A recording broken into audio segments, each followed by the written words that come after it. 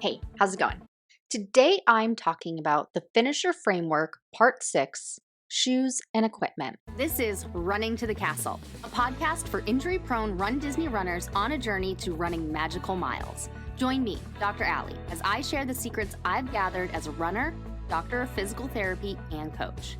You'll learn the exact ways I get my clients to the castle strong without feeling broken or held together with KT tape as they cross the finish line. So, obviously, shoes are important. You're not going to run around in bare feet. So, I'm going to talk about a few things to look for on shoes and other aspects of equipment that are important when you're training for a RunDisney race. So, I will say, in general, shoes are important, but they're not end all be all. So if you're having an issue and shoes aren't fixing it, we need to look at other aspects of this framework. That's why I have all of these different parts. They're each important. Almost none of them are an end all be all, with the exception of training. And I talked about training that if you go too far, too fast, you get hurt. If you don't do enough, you don't make progress. So, of course, that one, if we're going to rate these things, that is on the high end of importance. Shoes and the equipment you use, very low on the list. And it's not the last thing for the sole reason that I used to talk about this as an acronym STRESSED. And so that came in actually third to last. It came in right in the middle. But I don't talk about it as stressed anymore, meaning STRESD, because nobody wants to hear that their body is stressed. Though, if you aren't doing all of these things, physiologically, your body is stressed. But I have since changed that term and talking about the stressed system. That's what I used to talk about a couple of years ago. Now it's the Finisher Framework, but it's still all of the same important pillars, shoes and equipment. So that's the only reason why this one is not the last one, because of the way I used to talk about it, STRESD. Anyway, shoes and equipment.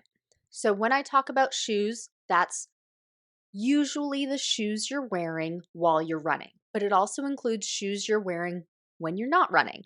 Equipment includes the actual equipment you're using. That could be anything like the massage gun you're using, the foam roller you're using, the elastic bands you're using, the weights you're using, the clothing you're wearing. And it also encompasses the professionals that you are interacting with. There was no other category that could go into, so I just kind of lumped that into equipment. Maybe somebody will have a better term instead of equipment to encompass all of those things, but for now, that's the best I could come up with. If you have a better idea, please DM me, runDisneyDPT, on Instagram. So, let's talk about shoes. So, first of all, you want running specific shoes. You don't want to be wearing Converse. You don't want to be wearing Keds. Those are flat shoes with minimal to no support. They're fine shoes to wear if your feet like them. That is no problem. I don't recommend running in them. However, on the other end of that, you will see people wear Vibram shoes, which are the toe shoes, the ones where it encompasses, each toe goes in each individual spot, minimal to no support. So why can somebody run in those and not Keds or Converse? Now that I've said this out loud, I'm sure somebody's running in Keds and Converse. So going from Vibram to Hoka, as an example, Hoka is very well supported shoe, literal support in the shoe. They're highly recommended by podiatrists. They're highly recommended by physicians to people who are going to be on their feet all day. If you've ever been in a hospital and you look at all of the nurses' feet, they're wearing anything from Crocs Some places aren't going to allow them to wear Crocs because it has holes in them. Crocs, Hoka, and there's that specific Dansko shoe that are made for healthcare workers. I wore Dansko for a while because I knew I was going to be on my feet. This was my very first year as a physical therapist in the clinic, and my clinical instructors had all said you need to wear shoes that are comfortable. You can stand on your feet for 10 hours a day. So I got some Danskos. They were the ugliest thing ever. I can see why people would wear them for the support, but I felt off balance in them. They didn't come up over my ankle, and I have a history of ankle sprains on my right ankle, and then I'm loosey-goosey anyway. I'm a highly hypermobile, flexible person, and I felt like my ankle was just turning all of the time. So I wore them for a couple of months. Royal said they were hideous. I agreed, and I eventually got rid of them and just switched to other shoes that were comfortable for my feet. That sometimes were flats, sometimes that were sneakers. We actually weren't allowed to wear sneakers. Drove me crazy. We were not allowed to wear sneakers in the physical therapy clinic. We had to wear khakis, typically a polo shirt, and something else. We weren't allowed to wear sneakers. It had to be some other kind of shoe. My my business mentor calls them the khaki brigade, and I laugh every time I hear it, but it it encompasses it very nicely. So we were the khaki brigade without being able to wear tennis shoes or sneakers in the clinics I was at. But that's an aside. Thinking about the shoes that you're wearing, you need to think about the type of foot you have and the type of support you need. You will hear somebody say, you need a lot of support, or you need no, or you need less support. You will hear both ends of the spectrum. It's very interesting because for two people who have wildly different feet, you will see the same recommendation. So the best example I can give of this is last year, Black Friday shopping, we were looking for some boots for Royal. He wanted Red Wings boots. So we went to the Red Wings store, and he was trying on the shoes, making sure they felt comfortable. And he has a long history of right heel problems. So when he was 14, he jumped off a platform and shattered his calcaneus, his heel bone. So if that doesn't sound like a 14-year-old boy, I don't know what does. But he had to have pins and screws put in, and his ankle and his heel, that whole general foot area, it just doesn't move as well as the other side. So when he tries on shoes, he specifically needs to try it on with just the right foot, or not just the right foot, but he's really paying attention to the right foot for this. Anyway, so he's putting on the shoe. The salesperson's talking to us. I'm sitting there just seeing what his reaction to the shoe is. Is it comfortable? Is it not? Now, of course, Red Wing shoes do break in. That they do very nicely. So the initial feeling is not always the long-term feeling. But so we're talking, and I forget exactly what we were saying because this is a long time ago now, but we were talking something about the shape of his foot, and he has a pretty high arch on both of his feet. His mom has a crazy high arch. He has a pretty high arch. And so we were talking about that, and it's very interesting because the salesperson overheard us and said, "Oh, if you have super high arches, you really need these arch supports in there." And I looked at Royal, and we just said, "We'll think about it."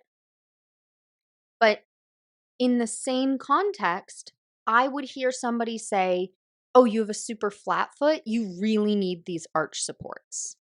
Why are we saying the exact same thing for opposite ends of the spectrum?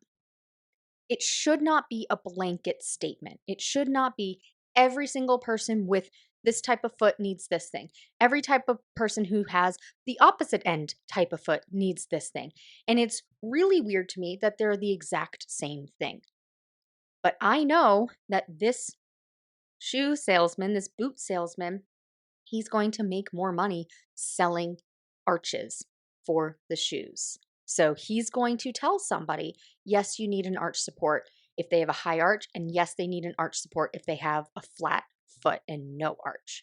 And Physiologically speaking, somebody who has a super high arch, if you give them an arch support, their muscles aren't going to be doing the work. If you have somebody with a flat foot and you give them an arch support, their muscles in their feet are not going to be doing the work. The arch support is an orthotic to give your muscles a break. So there's a time and a place for them.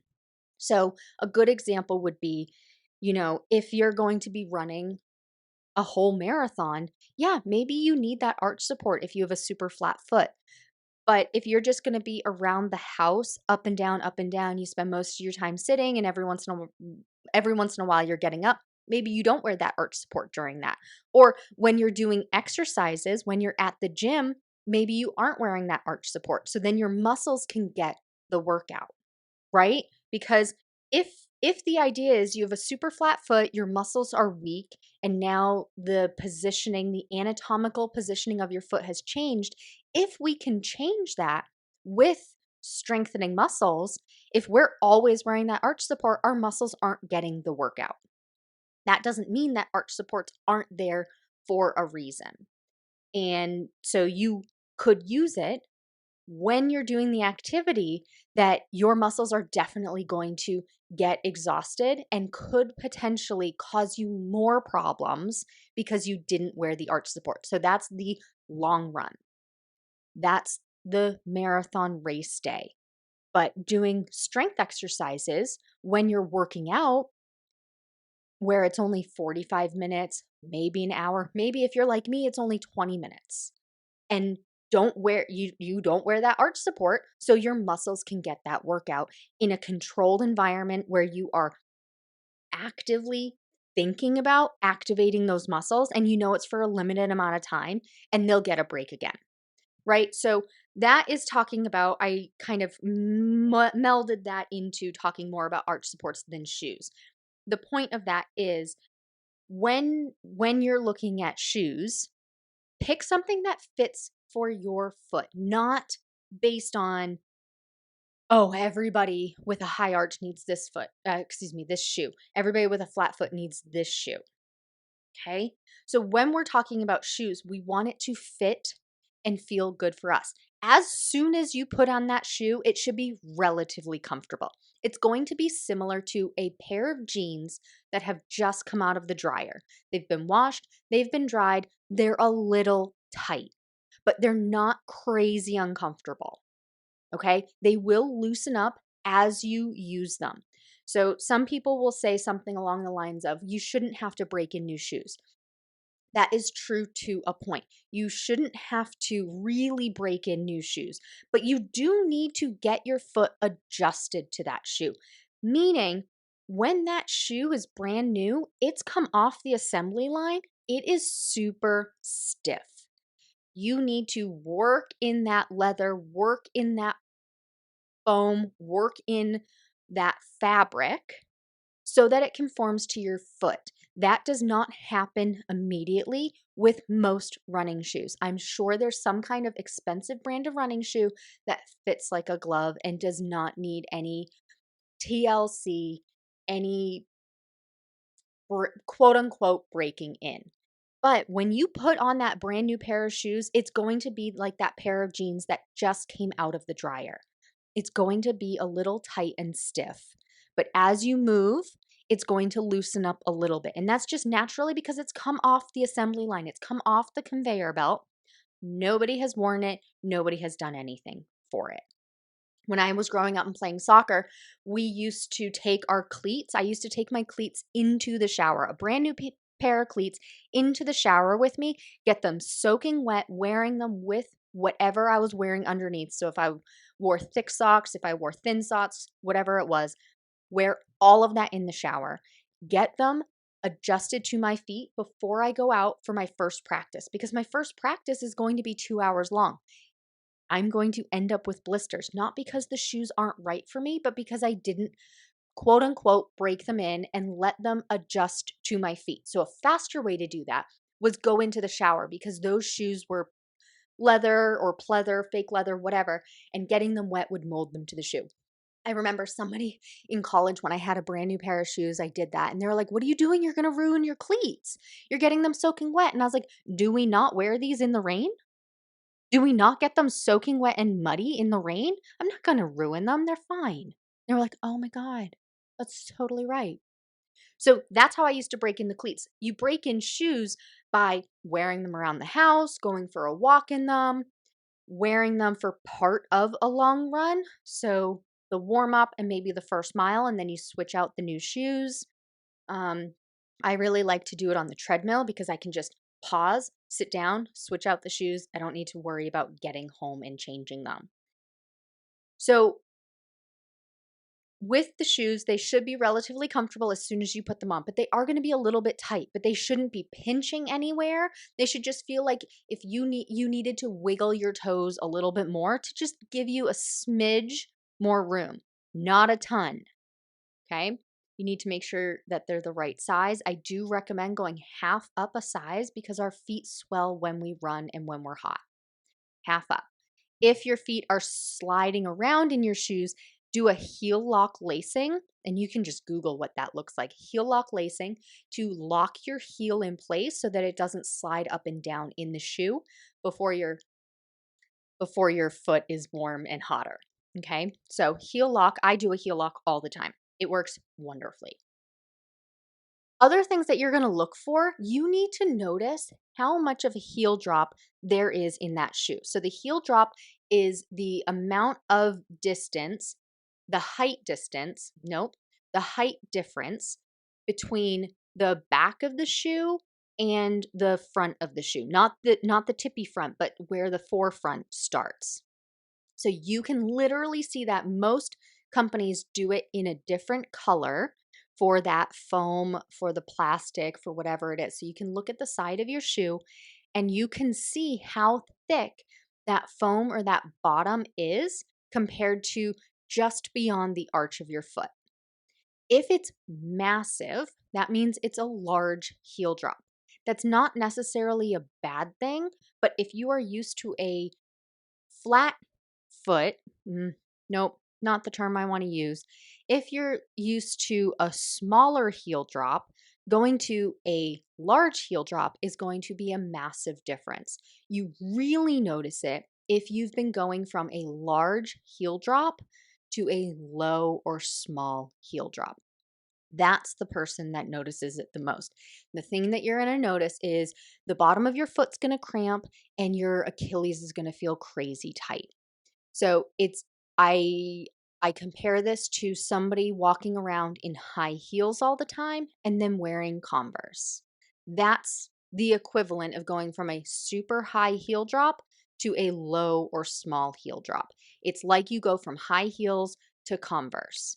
That is a big difference. And just imagine if you're always in high heels, your Achilles is on tension. It's shortened.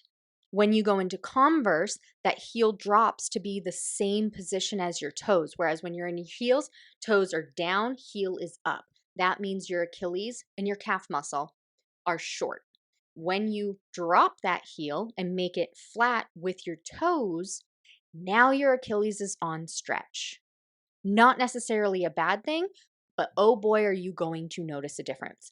There were years and years ago, I think I was in college when we got this example. I was in physical therapy school, so college or grad school. Either way, it's 6 of one, half a dozen the other for me because I did an accelerated physical therapy program. I knew I wanted to be a physical therapist going into college. So I went to Ithaca College where they had an accelerated 6-year doctorate program. You did your undergrad in the first 3 years and you did your grad school the second 3 years.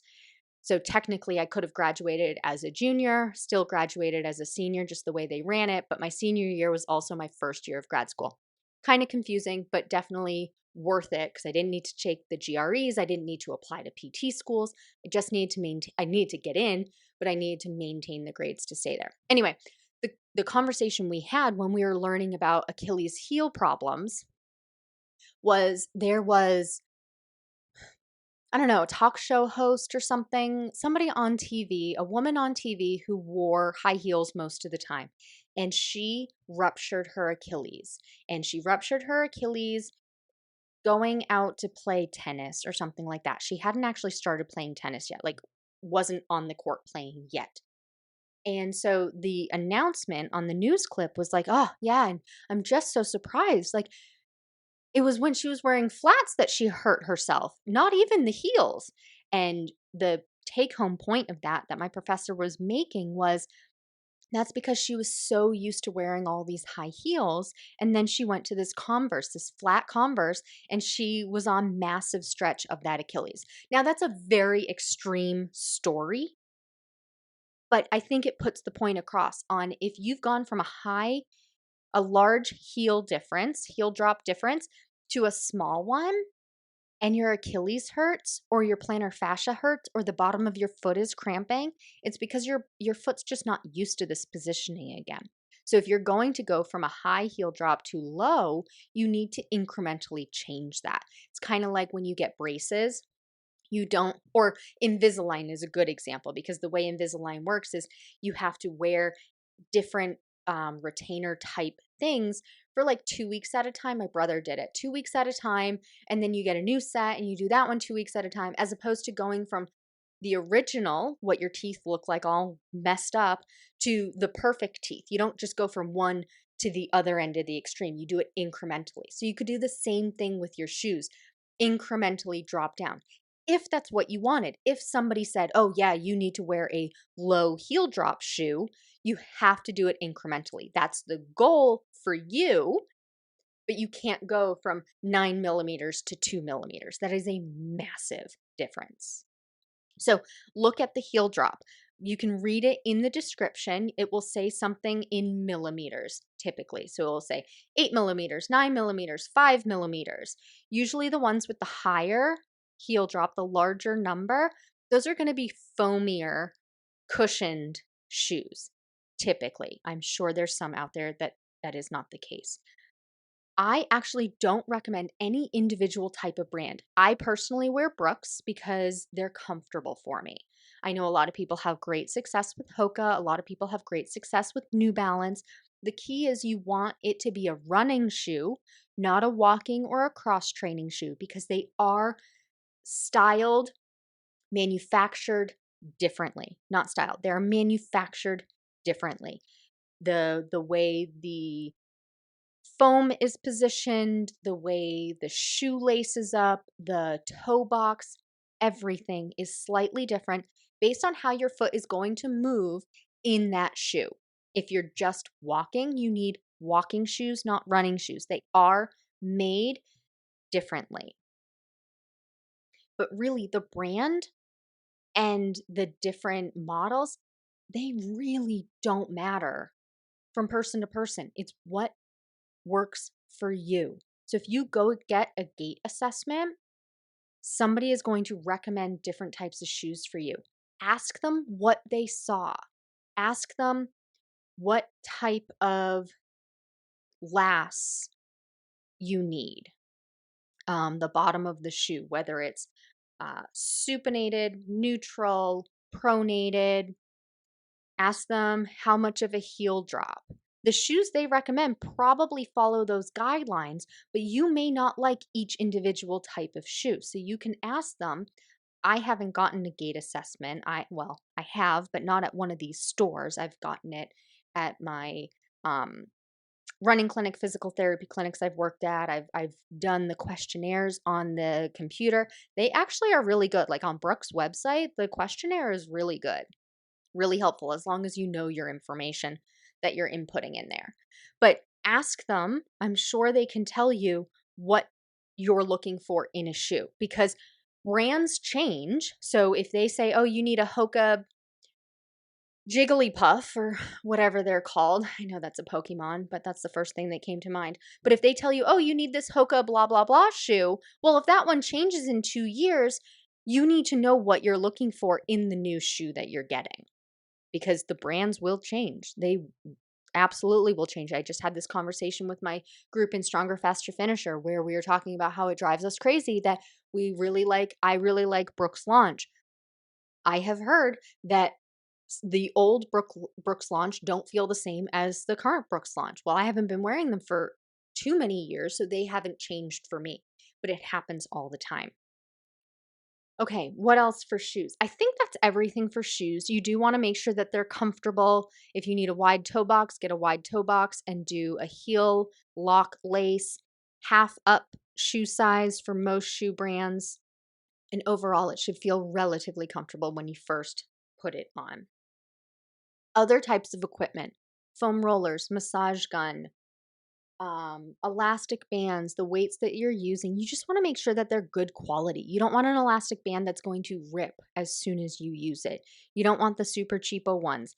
If they are old and they're starting to fray, get rid of them and replace them. This is specifically for the elastics because those will snap and that leaves a massive bruise. I've had patients in the physical therapy clinic where somebody didn't pay attention to how raw the elastic was or something, and the band has snapped back and given somebody a massive bruise. It is painful and it's not pretty. Make sure if those are degrading, you replace them. Even if you haven't used them in a while and they've just been sitting around, they do degrade.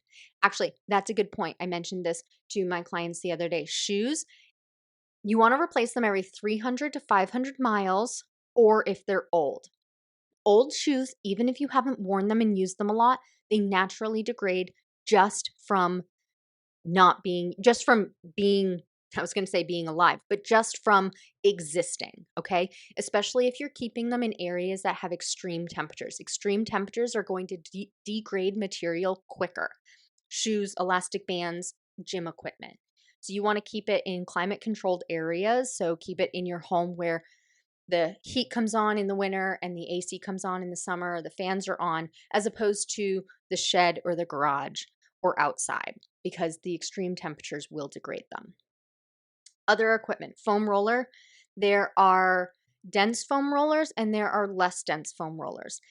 If you've never used a foam roller before, it's going to be painful. So you want to use a less dense foam roller and work your way up to the dense one. The dense one is the goal because that will do what you want without the foam roller collapsing.